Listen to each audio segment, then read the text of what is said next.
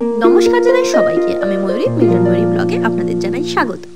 সকাল সকাল এসে গেছিল বাপি আমাদের বাড়িতে, আর আমি আর বাপি মিলে পাড়ি দিয়েছিলাম ব্যারাকপুরের উদ্দেশ্যে। যাওয়ার ছিল দাঁতের ডাক্তারের কাছে। বিগত 5-6 দিন ধরে এত দাঁতের ব্যথায় ভুগছি, বাবা রে বাবা। এই যে দেখছেন, বাচ্চারা যখন স্কুল যাচ্ছে, আমি যাচ্ছি ডক্টরের কাছে। মা বাপিকে বলে দিয়েছিল আসার সময় এমন টিফিন নিয়ে আসবে যেটা যেন ময়ূরী খেতে পারে, কারণ রুটি খাওয়া তো আমার দাঁতের সাধ্যের অনেক বাইরে।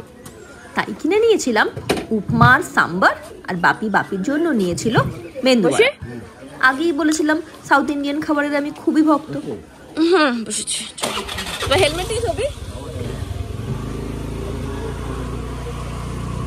রুটি খাওয়া তো দূরের কথা, মুখই খুলতে পারছি না। বিগত কয়েকদিন ধরে ডাল, স্যুপ, জুস এইসব দিয়ে কাজ চালাতে হচ্ছে। এই যে আবার অনেক দিন পর বাড়ির সামনের কালী মন্দিরের দর্শন। জায়গাটা তো মনের খুবই কাছের, কিন্তু এই বাচ্চা কাচ্চাদের পড়াশোনার চাপে যাওয়া ভার। কিন্তু এই জায়গাটায় এলে মনের শান্তির লেভেলটাই একদম আলাদা হয়। এই দেখুন, সাম্বার আর উপমা এই কি খিচুড়ি বানিয়েছি আমি, কিন্তু উপায় আর কিছুই নেই, এই স্যুপই খেতে হবে। সকাল সকাল বেরিয়েছিলাম তো খুবই খিদে পেয়ে গেছিলো, তাই প্রথমে ডাক্তারের কাছে যাওয়ার আগে একটু পেট পুজো করে নিলাম। আজকে আর মিভানকে সাথে নিয়ে আসিনি, ওকে স্কুলে পাঠিয়ে দিয়ে তারপরেই বেরিয়েছি, কারণ আমি জানতাম আমাকে তো ডাক্তারের কাছেই দৌড়াদৌড়ি করতে হবে, কতক্ষণ লাগবে তা তো ঠিক নেই। এই যে খাবার দাবার খেয়ে আমি আর বাপি চলে এসেছে ডাক্তারবাবুর বাড়িতে। বাপিরও ডাক্তার দেখানোর ছিল, কিন্তু ওই যে একা একা যাওয়ার ইচ্ছা ওনার একটুও হচ্ছিল না। আজ না আমার বাহানা দিয়েই দেখিয়ে আসা হয়ে যাবে। আজ না অনেক বছর পর এলাম আমি এই দাঁতের ডাক্তারখানাটাতে। খুব একটা নস্টালজিক টাইপের ফিলিং আসছিল। এই ডাক্তারবাবুর কাছেই আমার মা না প্রথম থেকে নিজের দাঁতের চিকিৎসা করায়, তাই ছোটবেলা থেকেই মায়ের হাত ধরে আমি এখানে আসতাম। এই জায়গাটাকে নিয়ে আমার মা না আমাদের দুই বোনের মধ্যে এক বেশ বড়সড় ভয়ের জায়গা বানিয়েছিল, যে ঠিক করে ব্রাশ কর, তা না হলে কিন্তু দাঁত তুলতে হবে আর বড় বড় ইঞ্জেকশন দিতে হবে। এনাকে আমাদের ফ্যামিলি ডেন্টিস্ট হিসেবেই বলা যেতে পারে। এই যে ঘড়িতে বাজে সকাল 9টা, প্রথমে ডাক্তার দেখিয়ে আমি আর বাপি বাড়ি চলে এসেছিলাম।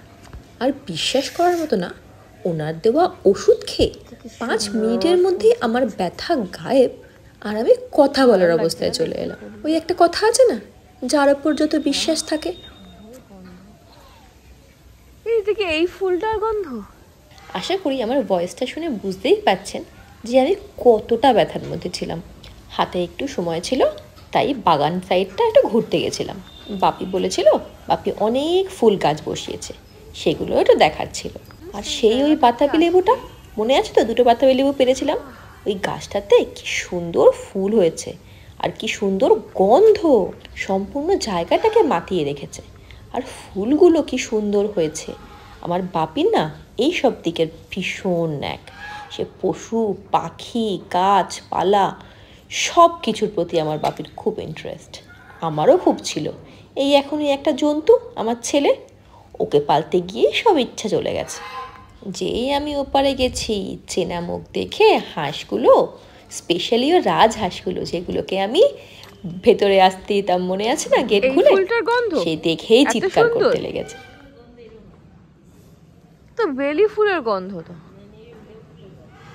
কি সুন্দর গন্ধ ওই জায়গাটা আসলে।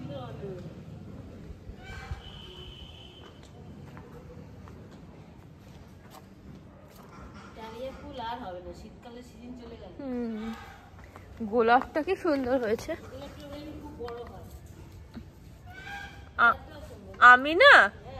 আমি একটা গোলাপ যখন পুঁতেছিলাম, অরেঞ্জ কালারের গোলাপ, বুঝলো তো, তারপরে জবা, সেই যা সুন্দর হয়েছিল গো।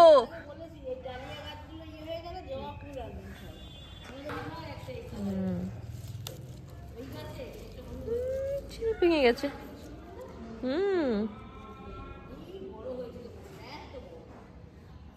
সুন্দর লাগছে রংটা।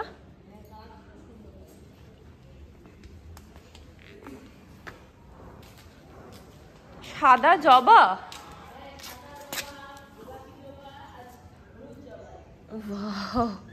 কি সুন্দর লাগছে দেখতে।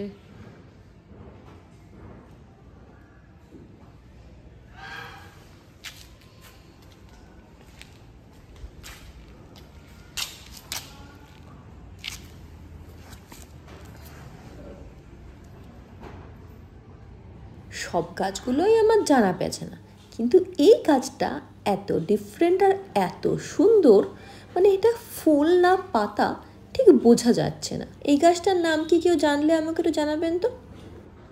তারপরে টাইম হয়ে গেছিল অবশেষে বাড়ি ফেরার। মিভান স্কুল থেকে আসার আগে তো আমাকে বাড়ি পৌঁছাতে হবে, না হলে ব্যাস বাবু সাহেব কান্নাকাটি লাগিয়ে দেবে। কারণ সকাল সকাল দেখেই গেছিল যে নানু এসছে আমাকে নিতে। ঠিক ফাঁকা ব্যারাকপুর লোকাল আসার সময় আমার বাপি আমাকে স্টেশনে এসে ছেড়ে দিয়ে গেছিল। এই যে এটাই সেই ব্যারাকপুর স্টেশন, আমার মাতৃভূমি যাকে বলে, এখনকার সবচেয়ে ফেমাস আর ভাইরাল একটা স্টেশন। আসার সঙ্গে সঙ্গে এদিকে ট্রেন ঢুকে গেছে, আর ব্যাস ফাঁকা ট্রেনে পেয়ে গেলাম অনেক বসার জায়গা। নিজে মন পছন্দ করে একটা জায়গা দখল করে নিলাম, আর ব্যাস রওনা দিলাম বরের বাড়ির উদ্দেশ্যে। দুঃখ করে এখন লাভ নেই, রেজাল্টের পর মিভান দিয়ে স্কুল ছুটি করলেই ব্যাস চলে আসবো। আজকের ভিডিও এত দূরে থাক, আবার দেখা হচ্ছে পরের ভিডিওতে।